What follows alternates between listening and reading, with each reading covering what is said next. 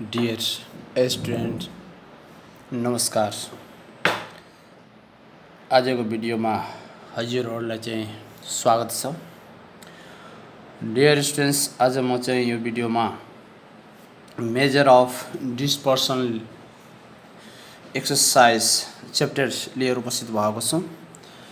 Major of dispersion, measure of dispersion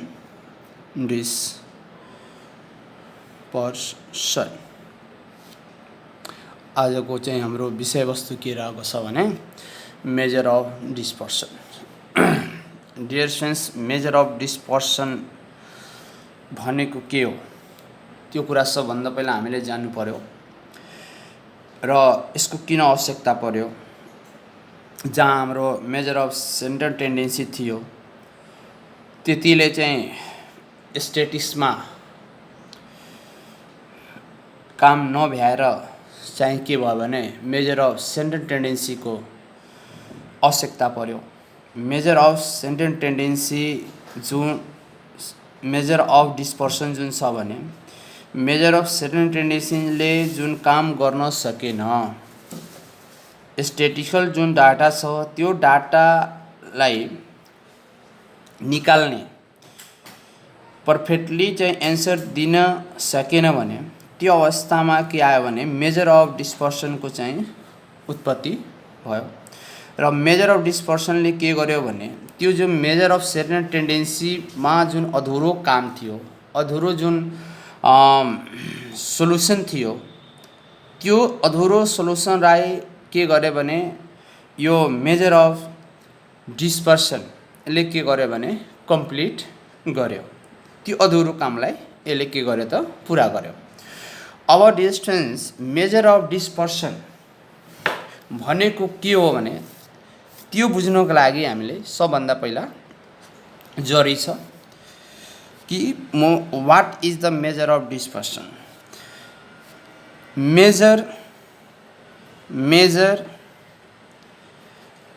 of dispersion is distance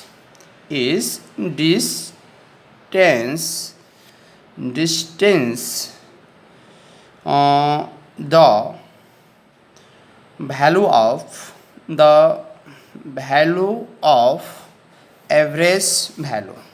value of average distance यो एउटा के भयो भने हाम्रो सिम्पल र साधारण एउटा के हो भने यो हाम्रो डिफिनेसन भयो कि measure of dispersion is distance the value of average. एभरेजको जुन भ्यालु छ त्यो भ्यालुमा कतिको डिस्टेन्स छ, जुन डाटा हामी लिएका छौँ त्यो डाटामा कतिको चाहिँ स्केटेडनेस छ, कतिको भेरिएसन छ, कतिको डिस्पर्सन छ। डिस्टेन्स यो सबैको अर्थ भनेको एउटै हुन्छ कि डाटा जुन लिएका छौँ त्यो डाटामा कतिको चाहिँ अन्तर छ, कतिको समानता छ, कतिको असमानता छ भन्ने कुरा बुझाउने काम कसले गरेको हुन्छ भने मेजर अफ डिस्पर्सनले गरेको हुन्छ। मेजर अफ डिस्पर्सनले जुन चाहिँ मेजर अफ सेन्ट्रल टेन्डेन्सी जुन छ भने त्यो मेजर अफ सेन्ट्रल टेन्डेन्सीमा जुन हामी सिरिज लिएका हुन्छौँ त्यो सिरिजमा कतिको भिन्नता छ, कति भनेको मेजर अफ सेन्ट्रल टेन्डेन्सीको भ्यालुबाट त्यो जुन एउटा हाम्रो अर्को जुन भ्यालु हुन्छ त्यो भ्यालु मेन सेन्टरबाट कतिको चाहिँ डिफ्रेन्टमा छ, एउटा युनिटबाट त्यो भ्यालुको चाहिँ अन्तर कतिको छ, कतिको फैलावट छ, कतिको विस्तारमा छ भन्ने कुराको के हुन्छ भने ज्ञात गराउने काम भनेको कसले गरेको हुन्छ भने मेजर अफ डिस्पर्सनले गरेको हुन्छ। डिस्टेन्स यसलाई अर्को पनि डिफिनेसन हामी दिन सक्छौँ कि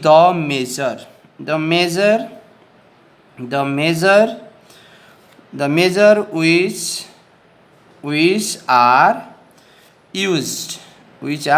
used to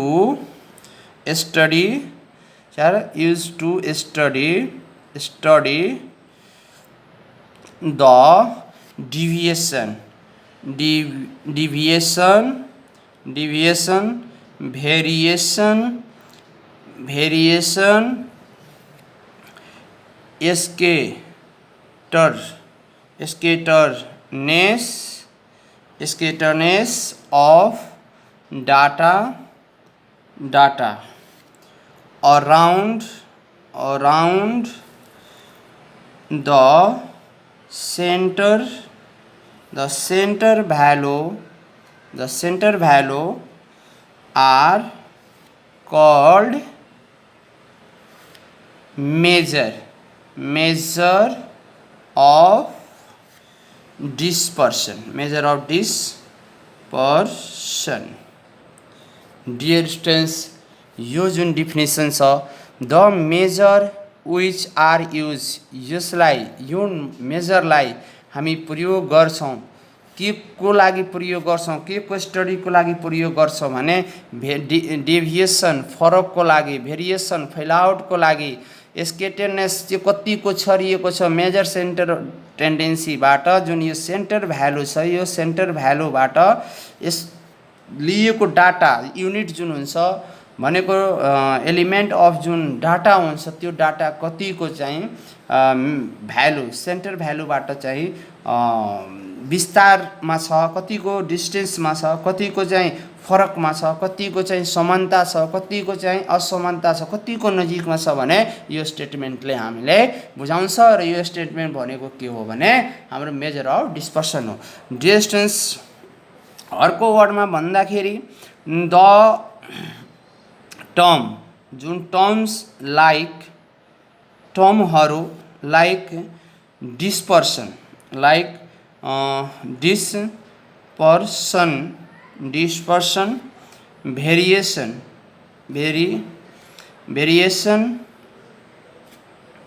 speed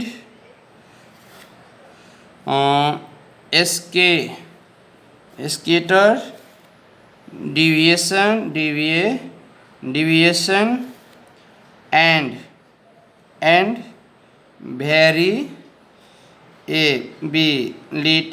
variability give the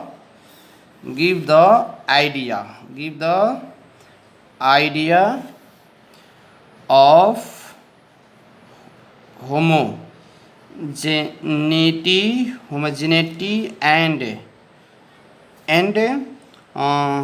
heterogeneity of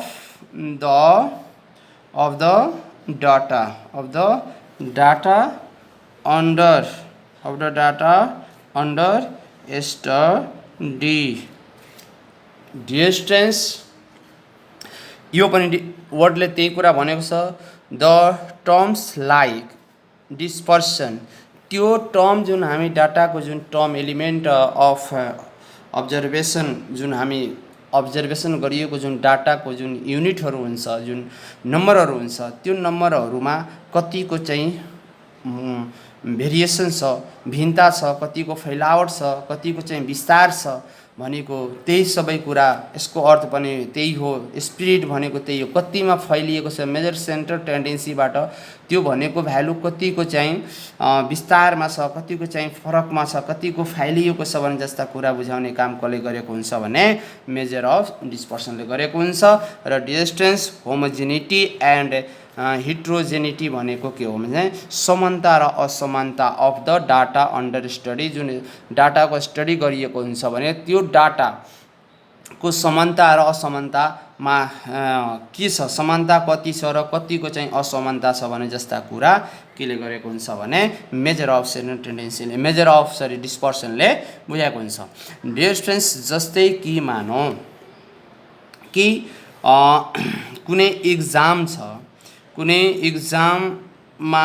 exam लियो कति मार्क्सको, मानौँ कि कुनै एक्जाम 80 मार्क्सको लिँदाखेरि 80 पूर्णाङ्कको कुनै एक्जाम लियो, त्यो एक्जाम लिँदाखेरि 80 मार्क्समा विद्यार्थीले के गर्यो भने सबै विद्यार्थी अब जति पनि विद्यार्थी मानौँ कि 20 जना विद्यार्थीको इभ्यालुएसन गर्यो, 80 मार्क्सको एक्जाम लियो र 20 जना स्टुडेन्ट छ र यो भनेको मार्क। अब चाहिँ यसमा विद्यार्थीहरूको यो जुन 20 जनाको विद्यार्थीहरूको जुन मार्क्स आयो भने त्यो भनेको के भयो भने यसरी आयो, भनेको यति छ, भनेको के छ भने 50 देखि 70 को बीचमा के छ भने उनीहरूको मार्क्स भयो। अब यो भनेको 50 र 70 को बीचमा कतिजना विद्यार्थीको मार्क्स रहेको छ भने 20 जना विद्यार्थीको मार्क्स रहेको छ। 80 कसैले पनि ल्याउन सकेन। भनेको के हो भने कि यसमा के छ भने 80 हुनको लागि यसको 10 को यदि यो 80 भयो भने कति हुन्थ्यो भने यिनीहरूको बीचमा जुन हाम्रो यो डिस्पर्सन जुन छ, डिभिएसन जुन छ त कतिको हुन्थ्यो भने कि 20 मार्क्सको लगभग 80 को नजिकमा यो हुन्थ्यो। धेरै यसमा के छ भने भिन्नता छैन, यसमा के छ भने धेरै असमानता छैन, यसमा भने के छ भने थोरै असमानता छ। अब त्यही कुरालाई यदि यो 52 स्टुडेन्ट नलिएर भनेको 5 र त्यसैमध्ये केही यस्तो विद्यार्थीहरू आयो जुन चाहिँ उनीहरूको मार्क्स 5 to 80 छ भने भनेको 5 र यतिको बीचमा मात्र मार्क्स छ भनेको त्यसमा 5 देखि लिएर 6 मार्क्स पनि विद्यार्थी प्राप्त गर्न छन्, 7 मार्क्स पनि छ, 7 जना छ, 7 मार्क्स 8 जना मानव कि तिम्रो कति जना छ भने 2 जना वा 5 जना वा 10 जना आयो भने त यो कुरालाई हेरौँ त यसमा कतिको भिन्नता छ, कहाँ 5 छ कहाँ 80 छ।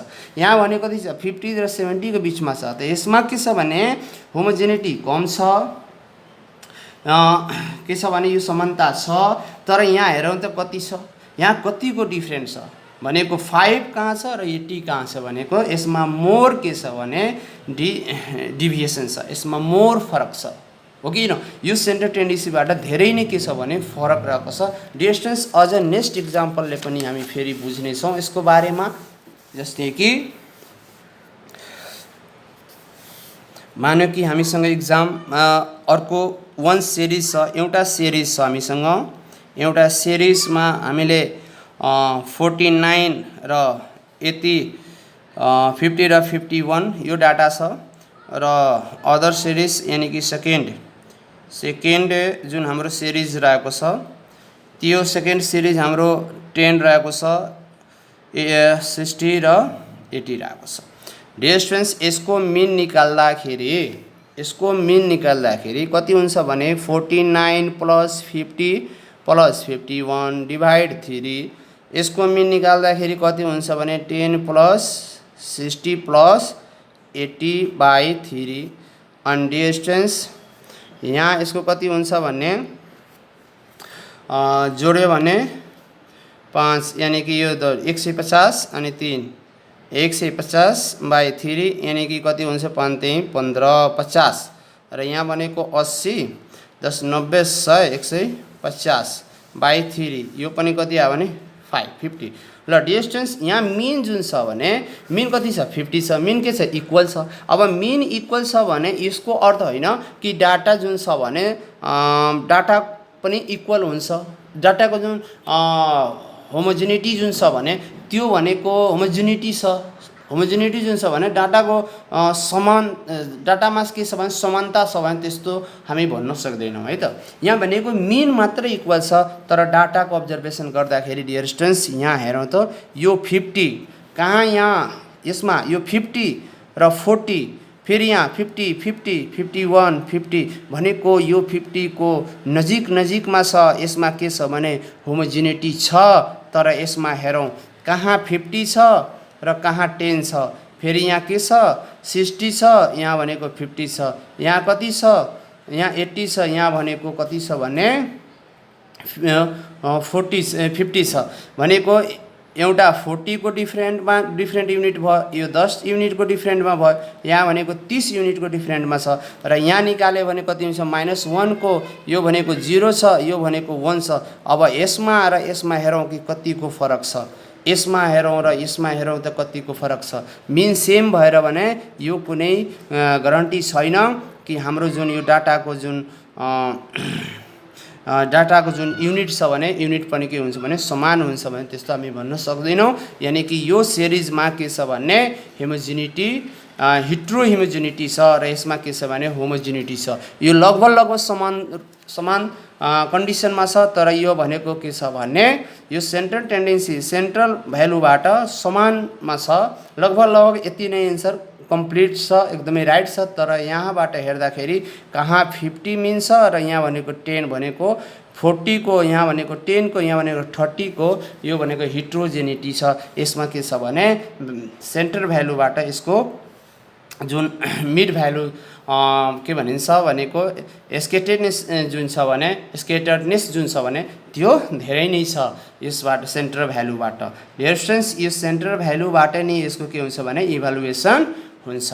डियर स्टुडेन्ट्स, एउटा अरू पनि हामी इक्जाम्पल लिन सक्छौँ। जस्तै कि मानौँ कि एउटा हामीसँग इक्जाम्पलमा 5 छ र 20 छ, 12 छ र 8 छ र 10 छ, equal to mean equal to कति हुन्छ भने यो सबैलाई जोड्यो भने कति हुन्छ 5 + 20 + 12 + 8 + 10 बाई 1 2 3 4 5, यो 5 भयो। अनि त्यसपछि सबैलाई जोड्दाखेरि कति हुन्छ भने 8 20 40 50 55 55/5 इक्वल टु 11। अब डियर स्टुडेन्ट्स, यो 11 बाट क्याल्कुलेट गर्दाखेरि 11 मा हेरौँ त यहाँ कतिको छ भने 5 - 11, फेरि यहाँ भनेको 20 - 11 र 12 - 11, 8 - 11 र यहाँ भनेको कति छ भने 10 - 11, यो भनेको माइनस 7 4 11 यानी कि 6, यहाँ भनेको 9,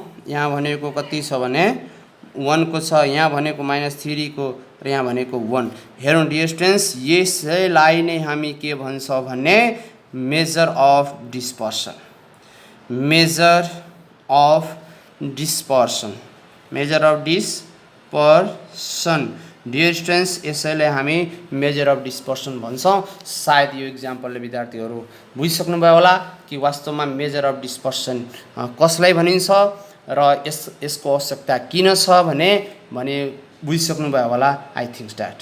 डियर स्टुडेन्ट्स, म फेरि एकचोटि के भन्न चाहन्छु कि हामी मेजर अफ डिस्पर्सन हामीलाई आवश्यकता छ कि के गर्नको लागि जुन सेन्ट्रल भ्यालु जुन आउँछ, सेन्ट्रल भ्यालुबाट यो जुन यो हाम्रो एलिमेन्ट जुन छ भने डाटाको जुन डाटा छ, डाटा अफ एलिमेन्ट छ भने त्यसमा र सेन्ट्रल भ्यालुको रिलेसन के छ, कतिको नजिकमा छ, कतिको चाहिँ डिस्टेन्समा छ र कतिको चाहिँ भनौँ न व्यवहारमा छ भनेको के हुन्छ भने मेजर अफ डिस्पर्सनले मेजर गर्ने काम गरेको हुन्छ। त्यो कुरालाई भनेको यहाँबाट यो कतिको समानता छ, लगभग भनेको भए अब यहाँ 1 छ, यहाँ कहाँ 11 छ भनेको यसमा -3 छ, यहाँ भनेको कति छ 11 छ, -1 छ र यहाँ 11 छ भनेको हेरौँ कि कतिको डिस्टेन्स छ भनेको यो मेजर अफ सेन्ट्रल टेन्डेन्सीबाट यो एलिमेन्टहरू जुन छ भने डाटा अफ एलिमेन्ट जुन छ भने यसको जुन बिचको रिलेसन जुन छ भने त्यो रिलेसन के छ भने धेरै नै स्केटर्डनेस छ, स्पिड छ र भनेको के छ भने हिट्रोजेनिटी छ भनेको असमानता छ। डियर स्टुडेन्ट्स, यति हामीले चाहिँ बुझ्न सक्छौँ केबाट त मेजर अफ डिस्पर्सनबाट। डियर स्टुडेन्ट्स, अब चाहिँ हामी के स्टडी गर्छौँ भने कि various, dear students, various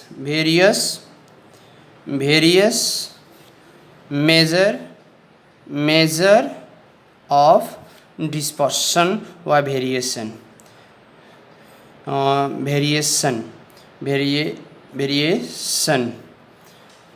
dear students, अब यो पढ्नुभन्दा अगाडि डियर स्टुडेन्ट्स मैले एउटा कुरा के बिर्सेँ भने कि यहाँ जुन हाम्रो यो जुन डिफिनिसन छ यो डिफिनिसनमा हामीले एउटा कुरा के थप्न बिर्स्यो भने कि डियर स्टुडेन्ट्स यो मेजर अफ डिस्पर्सनलाई हामी अर्को वर्डमा मेजर अफ डिस्पर्सनलाई अर्को वर्डमा हामी के भन्न सक्छौँ त यसलाई अर्को वर्डमा के भनिएको छ भने यसलाई measures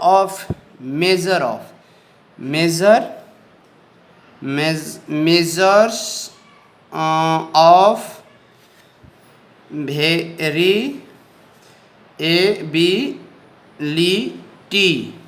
or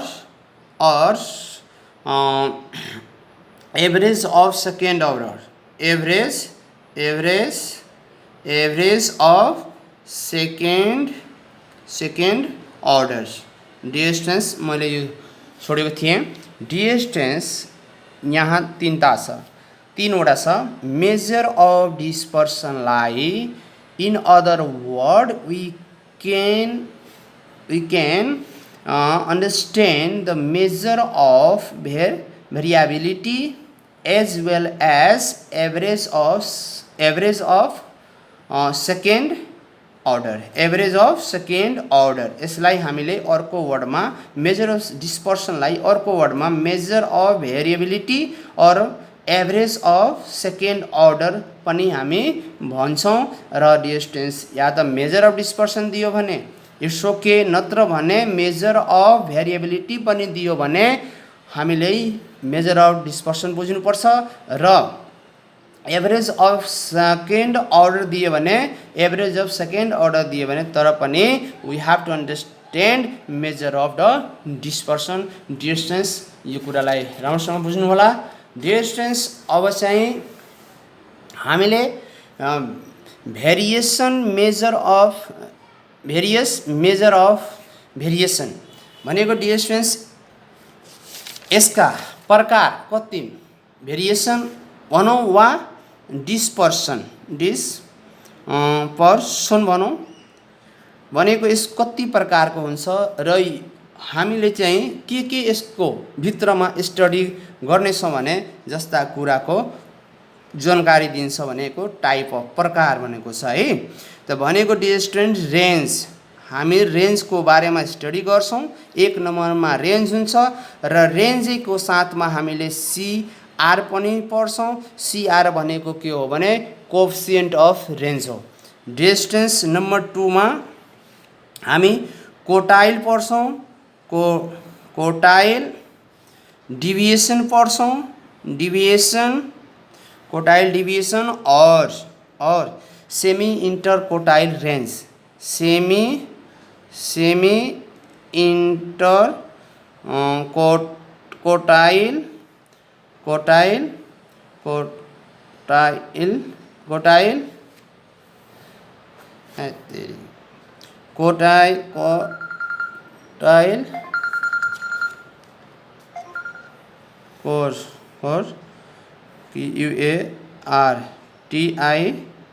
quartile semi interquartile range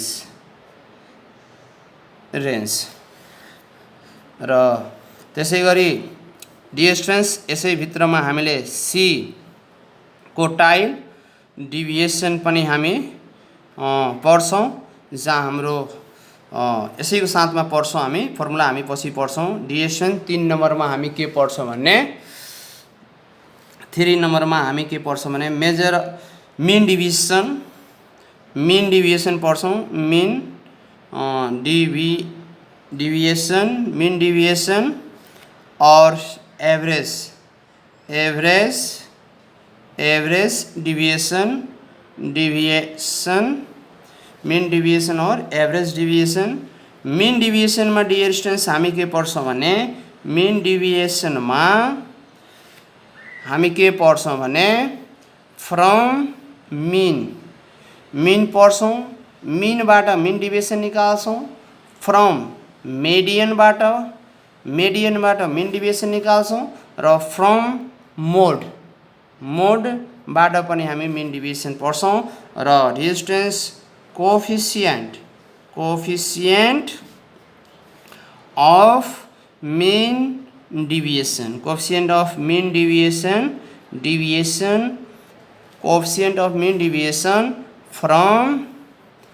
from mean र from median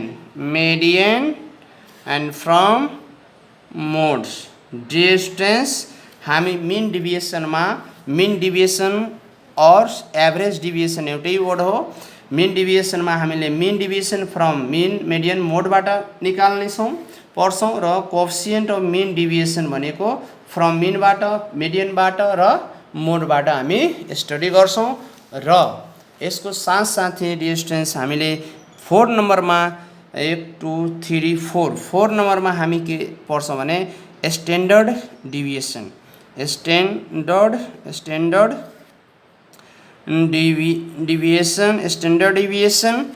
standard डिभिएसनमा dear students हामी कोएफिसिएन्ट अफ पहिला पढ्छौँ भेरिएन्स